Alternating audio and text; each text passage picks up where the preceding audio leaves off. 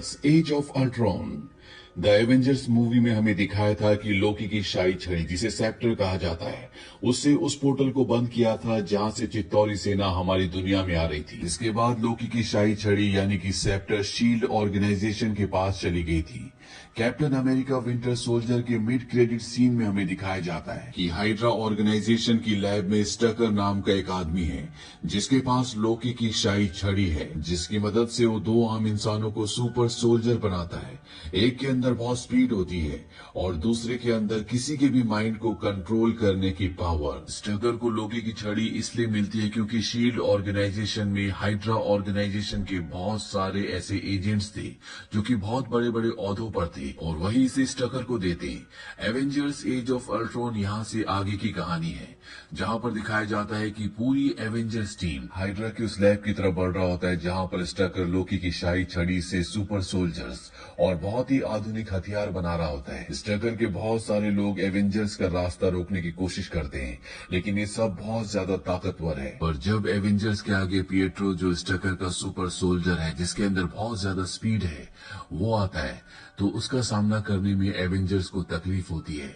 वही पिएट्रो की जुड़वा बहन को दिखाया जाता है जिसका नाम वांडा है, जो किसी के भी दिमाग को कंट्रोल कर सकती है। वो उस जगह पहुंच जाती है जहां पर आयरन मैन होता है। दरअसल आयरन मैन अब छड़ी तक पहुंच चुका है। वो देखता है कि यहाँ पर लोकी की शाही छड़ी से बहुत बड़े बड़े एक्सपेरिमेंट्स चल रहे होते हैं, पर इससे पहले कि वो छड़ी को हासिल करता, वांडा पीछे से आकर उसके दिमाग में कुछ कर देती है जिससे उसे भ्रम होना शुरू हो जाता है। वो देखता है कि पूरी एवेंजर्स टीम अब मर चुकी है, पर जल्दी वो वापस अपनी सेंसेस में आ जाता है।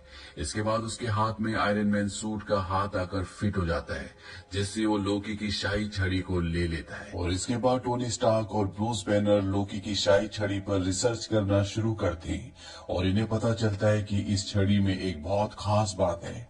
इस छड़ी के अंदर जो मणि है उसके अंदर एक आर्टिफिशियल इंटेलिजेंस है, यानी कि उस छड़ी के अंदर सोचने समझने की शक्ति है। टोनी स्टार्क ब्रूस बैनर को बताता है कि जब मैं स्टकर के लैब में गया था तो वहां पर बहुत सारे रोबोट्स हैं और अब मुझे समझ में आ रहा है कि वो रोबोट्स के साथ क्या करने वाले थे। टोनी स्टार्क कहता है कि इस छड़ी की मदद से हम अल्ट्रॉन की एक पूरी सेना बना सकते हैं जो पूरी दुनिया की रक्षा करेगी। हालांकि ब्रूस बैनर इसके फेवर में नहीं होता। वो कहता है कि हमें पूरी एवेंजर्स की टीम से पूछना होगा। टोनी स्टार्क कहता है कि अगर हम उनसे पूछेंगे तो वो कभी भी हमारा साथ नहीं देंगे। एक बार हम काम खत्म कर ले, इसके बाद हम उन्हें बता देंगे।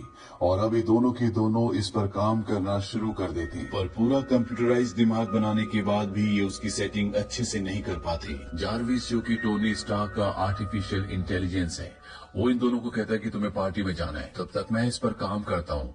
टोनी स्टार्क और ब्रूस बैनर दोनों पार्टी में चले जाते हैं जहाँ पर सभी एवेंजर्स होते हैं। यहाँ पर सभी थॉर का हथौड़ा उठाने की कोशिश करते हैं, लेकिन कोई भी नहीं उठा पाता।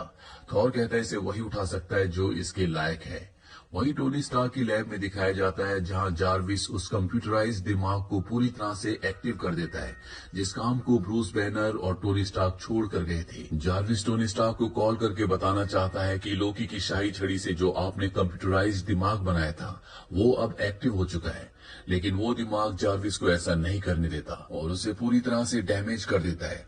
इसके बाद वो टोनी स्टार्क की लैब से अपने लिए एक रोबोटिक बॉडी बनाता है और उस जगह पहुंच जाता है जहां पर सभी एवेंजर्स होते हैं।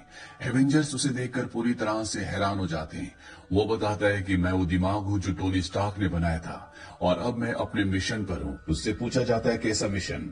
वो बताता है पीस इन आवर टाइम, यानी हमारे वक्त में शांति। दरअसल टोनी स्टार्क की वो दो बातें जो उसने उस वक्त कही थी जब वो इस अल्ट्रॉन के दिमाग को बना रहा था, अल्ट्रॉन ने बहुत ही गलत तरीके से एक्सेप्ट कर ली होती है। पहली बार टोनी स्टार्क ने ये कही थी कि मैं इस पूरी दुनिया के लिए एक सुरक्षा कवच बनाना चाहता हूँ, और अल्ट्रॉन के दिमाग ने देख लिया था कि सारे एवेंजर्स पूरी दुनिया में तबाही कर रहे हैं।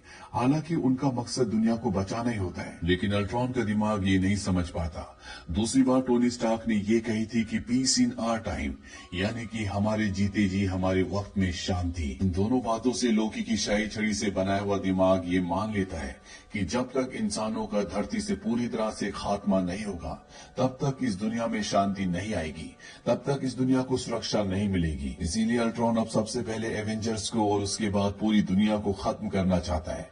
वो इनके ऊपर हमला कर देता है, पर इनकी शक्तियां अभी बहुत ज्यादा है, इसीलिए एवेंजर्स इसे बहुत जल्दी पूरी तरह से नष्ट कर देते हैं। लेकिन इसके अंदर जो दिमाग होता है वो इंटरनेट की तारों से यहाँ से निकल जाता है और हाइड्रा की उस लैब में पहुंच जाता है जहां पर एवेंजर्स को लोकी की शाही छड़ी मिली थी। दरअसल हाइड्रा वाले भी वहां पर इसी तरह के रोबोट्स बना रहे होते हैं और वहां पर एक बहुत स्ट्रांग बॉडी होती है। ये दिमाग उस बॉडी के अंदर फिट हो जाता है और ये बॉडी पहले वाली बॉडी से बहुत ज्यादा स्ट्रांग होती है। अब इसके पास पिएट्रो और वांडा, वो जुड़वा भाई बहन जिन्हें हाइड्रा ने सुपर सोल्जर्स बनाया है, ये दोनों टोनी स्टार्क को किसी भी तरह से खत्म करना चाहते हैं, क्योंकि जब ये 10 साल के थे तो इनके घर पर एक मिसाइल आकर गिरी थी। उस मिसाइल पर लिखा था स्टार्क कंपनी, और उस मिसाइल के फटने से ये दोनों तो बच गए, पर इनका परिवार खत्म हो गया। इसीलिए टोनी स्टार्क से किसी भी तरह से बदला लेना चाहते हैं। अल्ट्रॉन ने स्टकर को मार दिया होता है, इसीलिए अब ये दोनों के दोनों अल्ट्रॉन के साथ काम करने के लिए तैयार हो जाते हैं। वहीं एवेंजर्स को दिखाया जाता है जो सबके सब टोनी स्टार्क पर बहुत ज्यादा गुस्सा होते हैं, क्योंकि उसने पूरा काम उन्हें बिना बताए किया था। टोनी स्टार्क कहता है कि हमें ऐसी फौज की जरूरत है जो दुनिया को सुरक्षा दे सके, क्योंकि हम इंसानों से तो लड़ सकते हैं लेकिन उन ताकतों से नहीं जो दूसरी दुनिया से हमारी दुनिया पर हमला करती है, जैसे चित्तौरी सेना। थॉर को यहाँ पर गुस्सा आता है और वो टोनी स्टार्क को गर्दन से पकड़कर ऊपर उठा देता है। वो कहता है कि लोकी की शाही छड़ी एक बार फिर से हमसे छिन गई। अब इन्हें पता चलता है कि अल्ट्रॉन जोहान्सबर्ग गया है। टोनी स्टार्क कहता है कि वो वहां पर वाइब्रेनियम की धातु लेने गया है। वाइब्रेनियम वही धातु है जिससे कैप्टन अमेरिका की शील्ड बनी है। ये धरती पर सबसे बेशकीमती और सबसे मजबूत धातु है।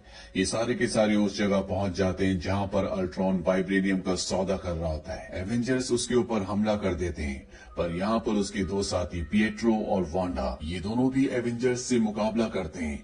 वांडा अपनी शक्ति से सबके दिमाग को भ्रमित कर देती है, जिससे सबको अलग अलग ख्याल आना शुरू हो जाते हैं। साथ ही उसने ब्रूस बैनर को हल्क बना दिया होता है और उसके दिमाग में ये डाल दिया होता है कि एवेंजर्स उसके दुश्मन हैं। इसीलिए टोनी स्टार्क को अल्ट्रॉन को छोड़कर हल्क को रोकने के लिए जाना पड़ता है। टोनी स्टार्क हमेशा से जानता था कि ऐसा दिन कभी न कभी जरूर आएगा, इसीलिए उसने एक खास आयरन मैन सूट बनाया होता है जिसका नाम होता है एंटी हल्क आर्मर।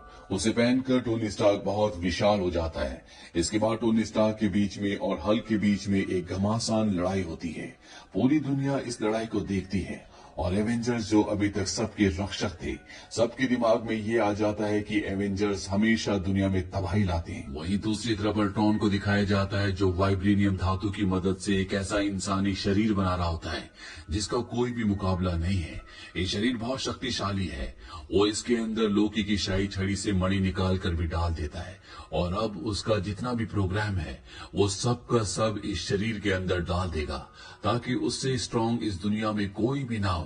और अब अल्ट्रॉन अपना दिमाग उस बॉडी में जो वाइब्रेनियम से बनी है, जिसके अंदर मणि भी है, उसमें अपलोड करना शुरू करता है।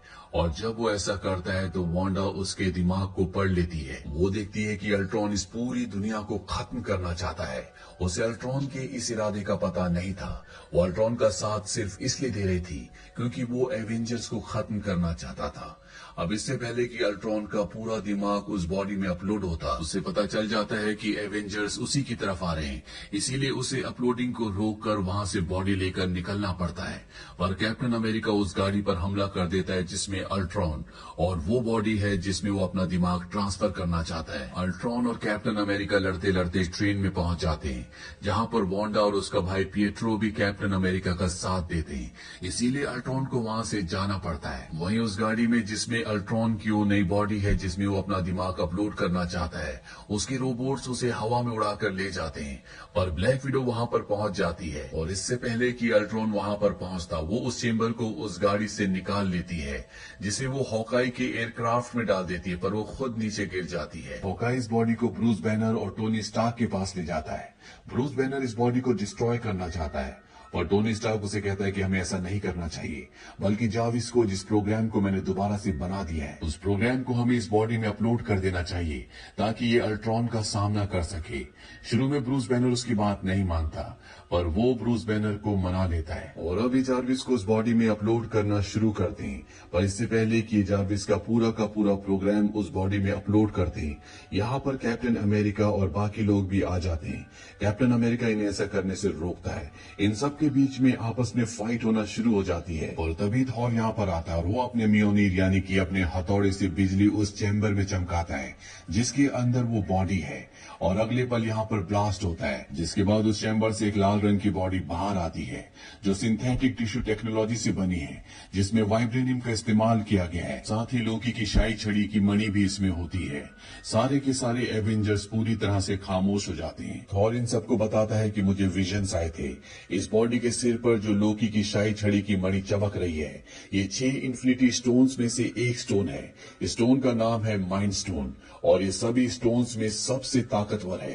ब्रह्मांड में इससे ताकतवर कुछ भी नहीं। और अब वो बॉडी बताती है कि मैं कोई कंप्यूटर प्रोग्राम नहीं हूँ, मैं जार्विस नहीं हूँ, ना ही मैं अल्ट्रॉन हूँ, मैं हूँ विजन।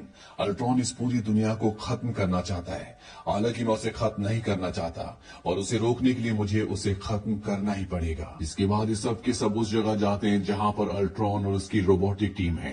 सारे एवेंजर्स उससे लड़ना शुरू कर देते हैं।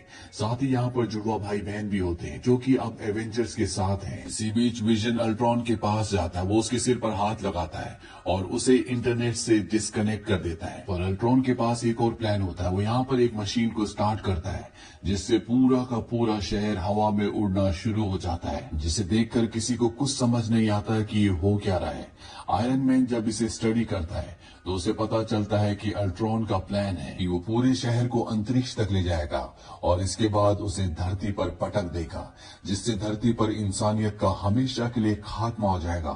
ठीक उसी तरह से जिस तरह से धरती से उल्का पिंड टकराने से डायनासोर्स का धरती से हमेशा के लिए सफाया हो गया था और इसके बाद सिर्फ रोबोट्स यानी कि अल्ट्रॉन्स की आर्मी बचेगी। आयरन मैन इस मशीन को बंद करना चाहता है पर उसे पता चलता है कि ये पूरी की पूरी वाइब्रेनियम की बनी है, इसीलिए इसे बंद नहीं किया जा सकता। और अब शहर लगातार ऊपर उठना शुरू हो जाता है जिसमें कई मासूम लोग भी हैं। पर तभी निक फ्यूरी यानी कि शील्ड अपना हेली कैरियर लेकर यहाँ पर पहुंच जाता है जिसमें सब लोगों को बिठाना शुरू किया जाता है। वही दिखाया जाता है कि पूरी की पूरी एवेंजर्स टीम उस मशीन के चारों तरफ है जिसको घुमाने से पूरा का पूरा शहर जमीन पर गिर जाएगा। वेंडा एवेंजर से कहती है कि तुम लोगों की मदद करो, मैं यहाँ पर संभाल लूंगी।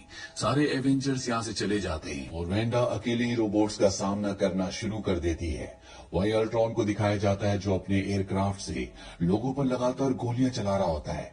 हॉकाई एक बच्चे को बचाने के लिए उसे अपनी गोद में उठा लेता है और इससे पहले कि हॉकाई को गोलियां लगती वहां पर वेंडा का भाई पिएट्रो आ जाता है। पिएट्रो को गोलियां लग जाती है जिससे उसकी मृत्यु हो जाती है। हल्क उसकी मौत से बहुत ज्यादा दुखी होता है, इसीलिए वो अल्ट्रॉन के एयरक्राफ्ट पर चढ़ जाता है और उसे नीचे फेंक देता है। ये वही अल्ट्रॉन है जिसने बाकी सभी अल्ट्रॉन्स को बनाया है। नीचे वेंडा उसके पास आती है जो अपने भाई की मौत से बहुत दुखी होती है और वो अल्ट्रॉन को कहती है कि अब मैं तुम्हें बताऊंगी कि मौत का दर्द क्या होता है और वो अपनी शक्ति से उसके शरीर से उसके कोर को बाहर निकाल देती है जिससे उसका खात्मा हो जाता है। इसी बीच एक रोबोट को मौका मिल जाता है जो उस मशीन को एक्टिवेट कर देता है जिससे पूरा का पूरा शहर जमीन की तरफ गिरना शुरू हो जाता है। शील्ड यहाँ से सभी लोगों को अपने हेली कैरियर पर लेकर निकल जाती है, पर अगर शहर जमीन से टकरा गया तो धरती से इंसानों का हमेशा के लिए खात्मा हो जाएगा। पर इससे पहले कि ऐसा होता, आयरन मैन और थॉर अपनी शक्ति से इस मशीन की पावर को इतना ज्यादा बढ़ा देते हैं कि यहाँ पर एक जोरदार ब्लास्ट होता है जिससे पूरा का पूरा शहर छोटे छोटे टुकड़े बनकर जमीन पर गिर जाता है। वहीं विजन को दिखाया जाता है जिसका सामना अल्ट्रॉन की बची हुई लास्ट बॉडी से होता है। वो उसे अपनी शक्ति से नष्ट कर देता है। अब हॉकाई भी अपने घर हमेशा के लिए वापस जा रहा है, यानी कि वो एवेंजर्स की टीम से रिटायरमेंट ले रहा है। थॉर भी अपनी दुनिया एसगार्ड वापस चला जाता है। आयरन मैन भी अब पेपर के साथ एक अच्छी जिंदगी जीना चाहता है, इसीलिए वो भी इस जगह से निकल जाता है। यहाँ पर बसते हैं कैप्टन अमेरिका और ब्लैक विडो जो एवेंजर्स की नई टीम के लिए वेंडा, विजन, फैल्कन और आयरन मैन के दोस्त कर्नल जेम्स रोड्स को ट्रेनिंग देंगे ताकि इनकी टीम अब और भी मजबूत हो सके। लेकिन एक सुपर हीरो अभी भी इनकी टीम से गायब होता है और वो होता है हल्क। हल्क ने जब अल्ट्रॉन को उसके प्लेन से जिसका नाम क्वीन जेट है नीचे फेंका था तो वो खुद क्वीन जेट में रह गया था। हालांकि उससे ब्लैक विडो वापस बुलाने की कोशिश भी करती है लेकिन हल्क प्लेन को ऑपरेट नहीं करता और अंतरिक्ष में एक अनजान सफर पर निकल जाता है। थॉर रैग्नारॉक मूवी में हमें पता चलेगा कि हल्क का क्या हुआ और वो कहां पहुंचा। इसी के साथ ये फिल्म, जिसका नाम है एज ऑफ अल्ट्रॉन, यहीं पर खत्म हो जाती है। मिड क्रेडिट सीन में हमें थैनोस को दिखाया जाता है, जो अपना हाथ दिखाते हुए कहता है कि उन 6 इन्फिनिटी स्टोन्स को मुझे खुद ही हासिल करना होगा, जिन्हें अपने हाथ में पहनने के बाद वो इस पूरे ब्रह्मांड पर अपना कब्जा कर लेगा। इसी के साथ ये फिल्म यहीं पर खत्म हो जाती है। ये फिल्म ईयर 2015 में रिलीज हुई थी। IMDb पर इसकी रेटिंग है 7.3। इस फिल्म का बजट था $444 मिलियन और बॉक्स ऑफिस पर इसने कमाई की थी $1.403 बिलियन की। उम्मीद करते हैं कि कहानी आपको पसंद आई होगी।